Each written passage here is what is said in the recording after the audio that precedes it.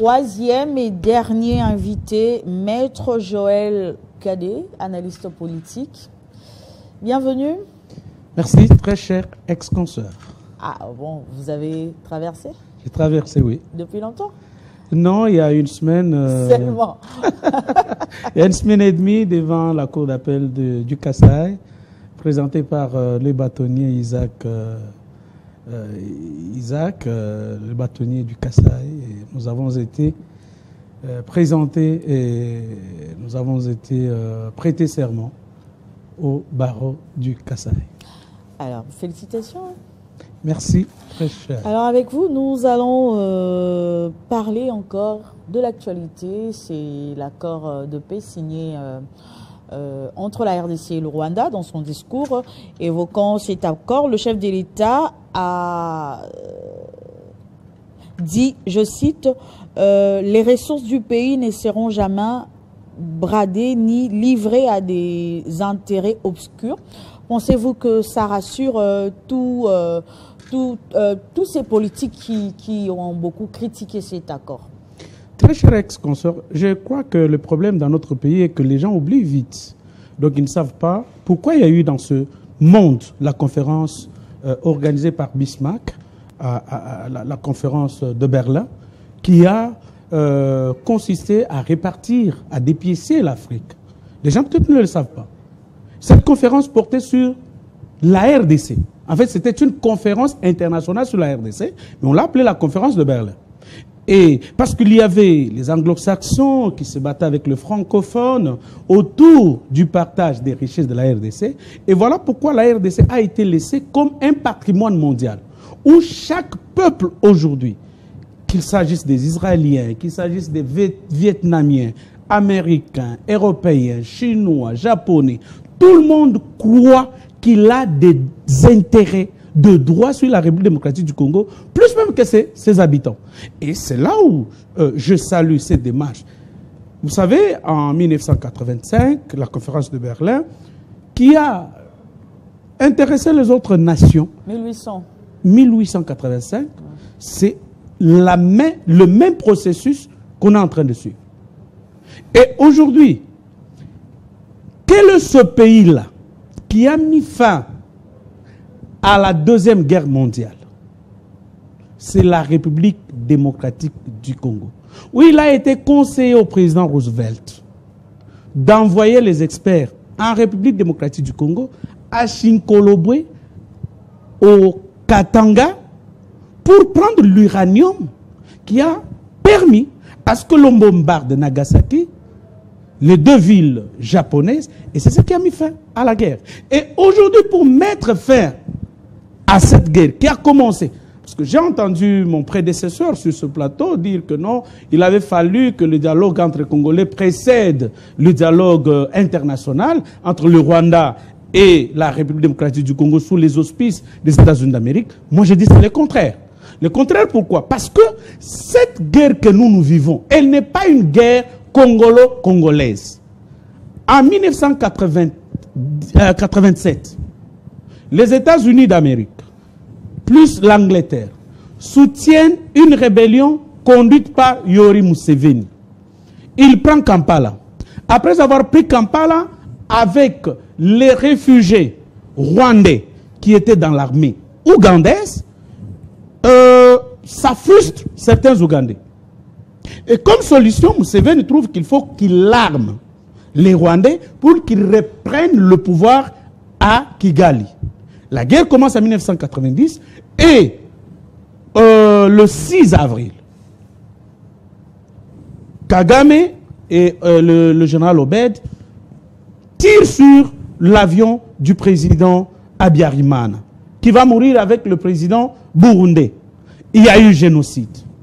C'est à l'issue de ce génocide que la France, les États-Unis d'Amérique vont obliger la République démocratique du Congo de recevoir une armée avec tous les équipements au Nord Kivu. Et on dit qu'on doit respecter les accords liant les conventions relatives aux réfugiés. Non, on garde cette armée-là à nos frontières. Et la guerre sera exportée du Rwanda jusque chez nous. Ce n'est pas une guerre congolo-congolaise. Cette affaire, j'ai vu et je salue l'intervention de l'ancien vice-premier ministre, ministre de la Défense, ancien président du Parlement européen, ancien président de l'Assemblée nationale belge, André Flao, qui dit, les gens ont insulté Tshisekedi ici, non, il est tout le temps dans les avions, mais aujourd'hui, Tshisekedi, à partir de ses voyages, a réussi, n'est-ce pas, à remettre la République démocratique du Congo sur la carte africaine. C'est pour vous dire qu'il a fallu que l'accord soit trouvé avec... L'accord. Alors concrètement, qu'est-ce qu'on peut attendre de cet accord? L'accord que vous, apparemment, que vous soutenez, que vous saluez? Je soutiens cet accord parce que dans la démarche, et d'ailleurs, vous allez voir que la vision de Kagame, de Kanyuka, de Nanga sont pratiquement divergentes. Donc ils n'ont pas une même vision. Pour le M23, le fait d'avoir gagné Nord Kivu, Sud Kivu, c'est fini, leur objectif est atteint. Mais pour Nanga et pour Joseph Kabila, c'est qu'ils atteignent Kinshasa, renverse Félix Antoine Tshisekedi. C'est pourquoi quand ils ont gagné les deux grandes villes, ils ne fournissent plus d'efforts pour avancer. Mais maintenant, aujourd'hui, Félix Antoine Tshisekedi Tshilombo a fait gober, a fait tomber Kagame dans son propre piège. Il disait qu'il n'y a pas de troupes rwandaises ici chez nous. Mais quand on parle des engagements, quand on parle des engagements des forces défensives, Kagame a reconnu ipso facto qu'il y a des troupes de son armée ici sur place. Et ça s'est passé.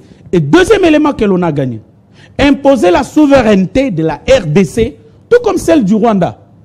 Et quelle est la souveraineté qui était menacée? C'est la souveraineté de la République démocratique du Congo, où il y a eu des troupes étrangères sur notre sol. Et dans ces conditions, vous avez compris que Kabila, Nanga, Kanyuka et consorts, Bissimo, ont été mis outsiders. Donc ils ne peuvent plus négocier, ils n'ont plus un rôle à jouer dans l'avenir en ce qui concerne cet accord. Et cet accord, n'est-ce pas, qui permet à la République démocratique du Congo de se retrouver désormais sur la carte du monde, grâce au voyage effectué par le président Félix-Antoine Tshisekedi Tshilombo, nous permet ici... Pour plusieurs observateurs, il y a beaucoup de non-dits dans cet accord, Joël Kadé. Vous savez, madame, je suis international de formation. Le mal chez nous est que un charpentier peut parler des questions des relations internationales. N'importe quel nosologue, un policier que je connais, parle des questions des relations internationales comme ça. Dans des négociations, il y a ce que l'on appelle les cessions et les concessions. On ne peut pas tout gagner dans des négociations, non plus on ne peut pas tout perdre. Le Rwanda, on a beaucoup gagné ou pas dans cet accord? Il y a le Rwanda qui a gagné. Vous dites qu'on ne peut pas tout gagner. C'est un accord gagnant. C'est un accord gagnant-gagnant. Vous savez que le Rwanda aujourd'hui, la communauté internationale se culpabilise. La France et consorts qui avaient laissé les génocides. Dans quelle position la RDC a signé cet accord? Dans une position de force ou de faiblesse? Mais écoutez, madame, on peut avoir la victoire par trois moyens. La première victoire, on peut l'avoir par l'armée. Mais nous avons constaté que Kabila a travaillé pour la fragilisation de notre système immunitaire. Avec les brassades, les infiltrations et ainsi de suite, on ne peut pas, avec toutes les trahisons que l'on a connues de nos généraux, de nos officiers supérieurs, on ne pouvait peut-être pas gagner cette guerre sur le plan opérationnel. Mais sur le plan diplomatique, il a engagé les moyens qui, aujourd'hui, ont produit les résultats. Nous sommes vice-présidents de l'Assemblée nationale des Nations Unies. Nous sommes membres du Conseil de sécurité non permanent depuis 1990. C'est suffisant de gagner diplomatiquement alors que sur terrain c'est... Et c'est d'ailleurs mieux de gagner diplomatiquement avec la plume qu'avec le sang, qu'avec sans le sang. Je crois que la meilleure des victoires, c'est la victoire diplomatique. Et pour cette raison, il y a lieu d'acclamer le président de la République, Félix-Antoine Tshisekedi Tshilombo. Et vous n'allez pas demander aux opposants qui se sont déployés, Katumbi, Kabila, Kikabin, Karoubi, qui ont déployé des moyens importants pour aller à Washington, pour aller à New York, mener le lobbying afin que l'on ne signe pas cet accord. Vous n'allez pas leur demander d'accepter, de tolérer, d'acclamer cela. Et même les clergés catholiques ou protestants se sont déployés pour que ça puisse échouer. Avec les moyens, bien sûr, de l'agresseur. Moutebala reconnu devant, au micro de notre confrère Stani Boudiakera, qu'ils ont reçu l'argent de l'Ouganda, du Kenya, du Rwanda, qui nous agressent, mais ils ont reçu leur argent pour... Est-ce que c'est pour servir la République démocratique du Congo? Je ne crois pas. Après l'accord de Washington, que doit-on attendre encore de Doha? De Doha, il y a lieu de reconquérir les brebis galeuses, mais qui ne vont pas s'en sortir comme par le passé, qui est brassage, qu'on les intègre dans les institutions, mais chacun doit répondre. Et à ce niveau, je salue l'intervention du procureur près la Cour internationale, près la Cour pénale internationale, qui déjà a indexé Kabila et Nanga qui doivent répondre de leur responsabilité dans les massacres opérés à Goma comme à Bukavu lorsque ces deux villes sont tombées. Ils sont allés même ravir les malades, tuer les gens dans les hôpitaux. Et ce sont des crimes de guerre, ce sont des crimes contre l'humanité qui sont imprescriptibles.